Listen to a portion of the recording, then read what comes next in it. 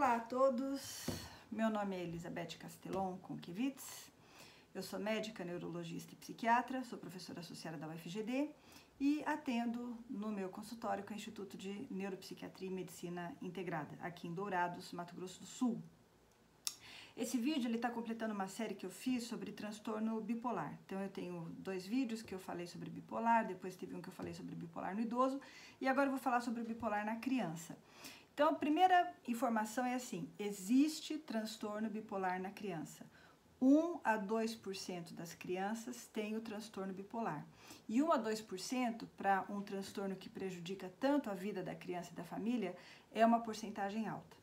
Por que prejudica a vida da criança e da família? Porque prejudica o desempenho na escola, prejudica a socialização com os amigos, prejudica o aprendizado, a aquisição de novas habilidades, prejudica a vida familiar, etc. Então, o que é o transtorno bipolar e como que ele é na infância? Então, a gente divide o transtorno bipolar em tipo 1, tipo 2, ciclotimia e o não especificado, tá? Mais ou menos. O transtorno bipolar tipo 1, ele se caracteriza por episódios. Então, eu tenho um episódio onde eu fico muito deprimida. Então, no caso da criança, a criança fica triste, desanimada, sem energia, dormindo demais, ou não querendo dormir, querendo se isolar, não quer brincar com os amigos, não vê graça nas coisas que via antes, começa a ir mal na escola, dificuldade de concentração, triste, chora fácil, baixa autoestima. Então, essa é a fase de depressão. E a fase de mania, por isso que é bipolar, porque tem os 2 polos. Na fase de mania, como que fica a criança? A criança fica desinibida, às vezes agressiva, às vezes com risos inadequados, falando demais, com muita pressão para falar, não espera o tempo dela, fica agitada, fica com sentimentos ou convicções de superioridade, se achando a mais, ou a mais bonita, ou a mais isso, ou que tem superpoderes, alguma coisa assim. Então, o aumento, a gente fala assim que a autoestima fica inflada, né? Então, a alteração da autoestima, a pressão para falar, a agitação, distraída, muitas ideias ao mesmo tempo, muitos pensamentos ao mesmo tempo, pouca necessidade de sono. Então, isso caracterizaria a fase de mania. No bipolar tipo 2, você não tem depressão e mania, você tem depressão e hipomania, ou seja, os episódios de mania seriam mais brandos a ponto de serem chamados de hipomania. Isso eu explico melhor no outro vídeo. Na ciclotimia, eu tenho oscilações que são muito acentuadas, que são desproporcionais às coisas que acontecem. Essas oscilações estão já sendo observadas na criança há pelo menos 1 ano, mas elas não caracterizam o episódio completo de depressão, que tem que ter duração de 2 semanas, e o episódio completo de mania ou hipomania de duração de 1 semana. Ou seja, na ciclotimia eu teria uma oscilação crônica de humor. Meu humor está o tempo todo oscilando. Bem, então, ou seja, o que eu estou falando até agora? Que o transtorno bipolar, ele inclui esses 2 polos, mas que a forma como esses 2 polos aparecem pode variar. Eu posso ter o transtorno bipolar tipo 1, onde eu tenho um episódio nítido de mania, onde a criança fica, não dá mais para deixar ela ir para a escola, a criança tirou a roupa, a criança bateu no colega, a criança xingou, fez coisas assim, destruiu coisas, então ficou totalmente prejudicada na sua habilidade de funcionar, de estar no grupo. Então esse seria o bipolar 1, tem mania e tem depressão. No bipolar 2, a criança não chega a ter essa mania que prejudica tanto, mas ela tem uma hipomania, ela tem um estado onde ela fica por alguns dias ou por semanas, ela fica muito eufórica, ela fica falando demais, ela fica mais desinibida, ela fica mais animada, ela fica falando menos, ela fica às vezes mais sem educação com os pais, mais atrevida. Então, tanto no tipo 1 como no tipo 2, eu tenho essa oscilação. Na ciclotimia, eu tenho a mesma oscilação, só que ela é mais curta e menos intensa e mais frequente. Bem, como eu disse, é presente em 1 a 2% das crianças. Por que vale a pena falar sobre isso? Porque é um transtorno grave, é um transtorno sério. A criança fica muito fora da casinha, a criança fica com um comportamento que não é o dela. E aí entra a grande importância do diagnóstico diferencial, de eu conseguir reconhecer. Existem crianças, e uma proporção muito alta de crianças, tem a irritabilidade crônica. Então, tem crianças que são muito irritadas, mal-humoradas, quase que o tempo todo, aquela criança que é birrenta, que dorme mal, que faz aqueles escândalos, que fica muito agressiva facilmente, que é explosiva. Então, esse perfil de criança existe. E dentro desse perfil de criança, eu preciso descobrir se essa criança tem... aí tem várias coisas. Tem criança que é assim porque é deprimida, porque tem transtorno positivo desafiador, porque está ansiosa, porque está passando por bullying, por dificuldades, etc. Então, esse aqui é um capítulo.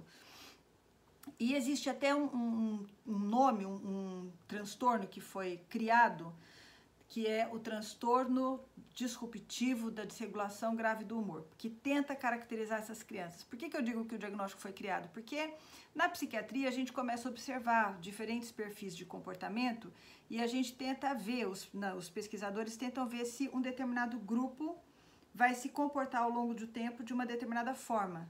E aí eu vou pesquisar como que é a genética desse grupo, como que são as alterações cerebrais, e eu vou ver se eu consigo delinear uma doença com características próprias. Então, esse transtorno de desregulação grave do humor, ele foi criado para fazer justamente isso, para fins de pesquisa e observação. E a ideia é que ele caracterize uma criança cuja irritabilidade seja extrema. Então, nesse polo de criança muito irritada, birrenta, marruda, explosiva, chata, mal-humorada, nesse polo o extremo seria esse transtorno de desregulação grave do humor. E durante algum tempo pensou-se que essas crianças fossem as crianças bipolares, ou seja, começa com essa irritabilidade, com esse descontrole emocional, e isso depois vai se transformar em transtorno bipolar. Hoje a gente sabe que parece que não. Essas crianças que são muito irritadas constantemente, depois, no futuro, na adolescência, na juventude, elas têm um risco maior de evoluir, de desenvolver depressão e transtornos de ansiedade. E são as crianças que têm muitas vezes também o transtorno positivo desafiador, transtorno déficit de atenção e hiperatividade, que eu descrevo em outros filmes também. Por que eu estou fazendo essa digressão? Porque onde eu quero chegar é que para você diagnosticar o transtorno bipolar, é muito importante que haja uma coisa que a gente chama de episodicidade, ou seja, que haja episódios. Então, a criança tem um basal, um comportamento dela, onde ela pode, inclusive, ser irritada, ser mal-humorada ou ser uma criança bacana, mas ela tem momentos onde ela fica muito mais irritada, ou muito mais eufórica, muito mais faladeira, né? E tem aqueles momentos onde ela fica muito mais deprimida. Então, para eu caracterizar o transtorno bipolar, eu preciso ter essas mudanças. Não se trata aqui de uma criança que sempre está irritada ou que sempre está agitada. A criança que sempre tem irritabilidade, agitação, insônia, eu vou pensar em outras coisas, como TDAH, existe, como eu disse, transtorno positivo desafiador, transtorno de conduta, transtorno de ansiedade, depressão, mas para eu falar de bipolar, é aquela criança que realmente muda, então é como se ela trocasse de personalidade. Para tornar as coisas ainda mais complicadas, é preciso saber que a criança pode ter de fato as duas coisas. Então, ela pode ter o transtorno bipolar e o transtorno do déficit de atenção, pode ter o transtorno bipolar e o transtorno positivo desafiador, pode ter o transtorno bipolar e o transtorno de conduta. Então, as coisas, elas podem caminhar juntas, o que torna, e aí você tem que tratar os dois problemas, não é? O médico vai ter que tratar os dois problemas, reconhecer e tratar os dois problemas. Para a gente, então, caracterizar que é transtorno bipolar, eu preciso ter, vamos supor, se a criança tem o déficit de atenção e hiperatividade, é uma criança que é distraída, que é agitada, que é inquieta, que fala demais, não sabe esperar a vez dela, perde tudo, né? Enfim, uma criança impulsiva, tem comportamentos impulsivos, mas para ela ter TDAH e transtorno bipolar, é preciso que ela tenha esses períodos onde essa impulsividade, distrabilidade, onde isso fique muito mais acentuado, e períodos onde ela fique nitidamente deprimida. Então, eu tenho que fazer a diferenciação de uma coisa e de outra, ao mesmo tempo tendo em mente que as coisas podem vir juntas. E aí eu vou ter que tratar realmente as duas coisas ao mesmo tempo. O que causa o transtorno bipolar? A gente sabe que tem uma fortíssima predisposição genética, por isso que se eu estou tratando uma criança com depressão e eu sei que tem história de transtorno bipolar na família, eu já imagino que talvez não seja a depressão, ela está com a depressão agora, mas talvez daqui uns tempos ela vai evoluir com mania. Então, eu tenho a depressão unipolar, que é o transtorno depressivo recorrente.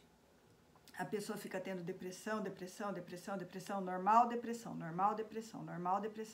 E eu tenho o transtorno bipolar, onde ele tem o normal, depressão, mania, depressão, às vezes depressão, fica mais vezes com depressão, mas de vez em quando tem a mania.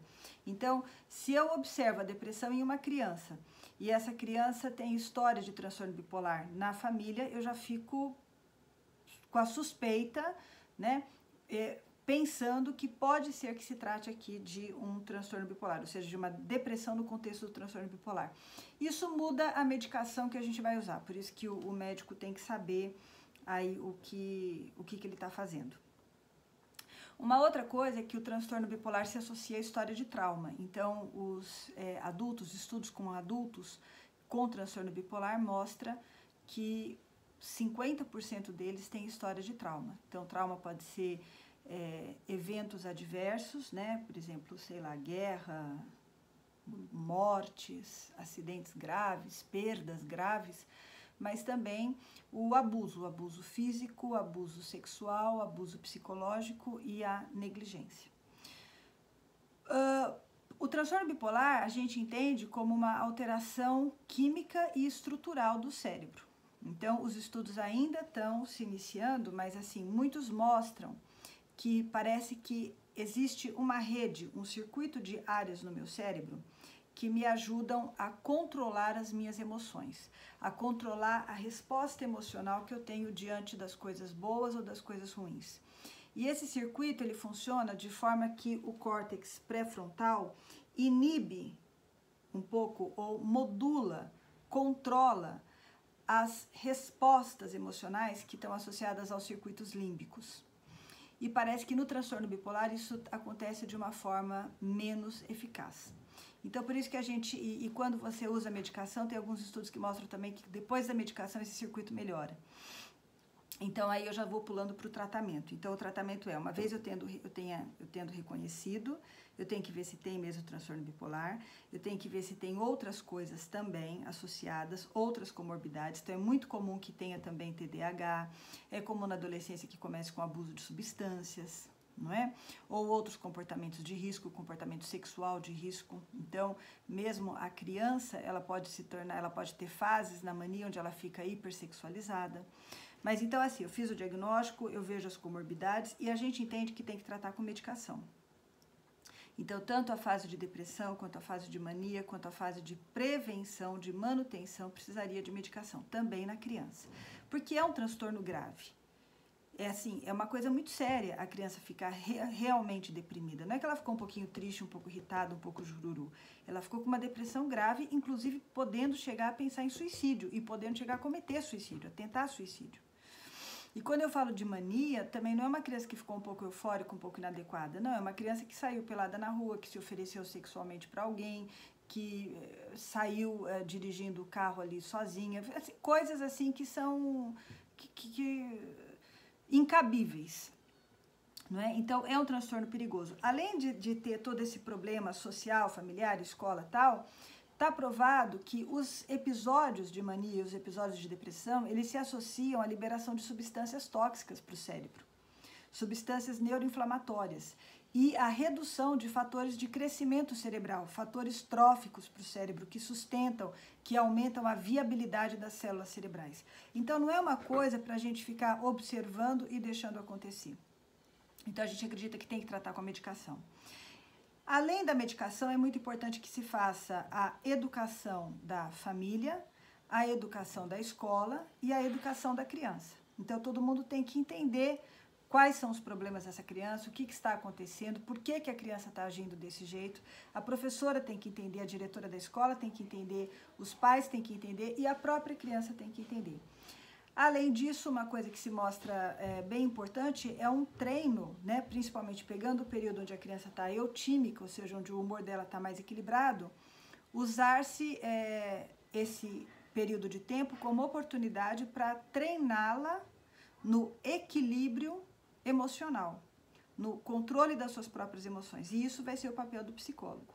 Então, como é que eu estou percebendo as coisas? Será que a minha percepção está enviesada? O que eu posso fazer quando eu precisar me acalmar? O que eu posso fazer quando eu tiver aquele impulso de agressividade, né?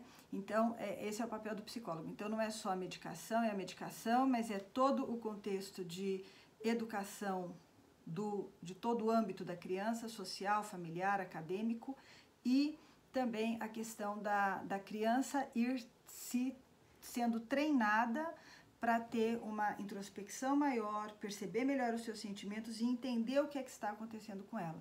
Porque a própria criança vai percebendo, então, quando ela está entrando em mania, quando ela está entrando em depressão e o que é que precisa ser feito. As crianças sabem fazer isso, né?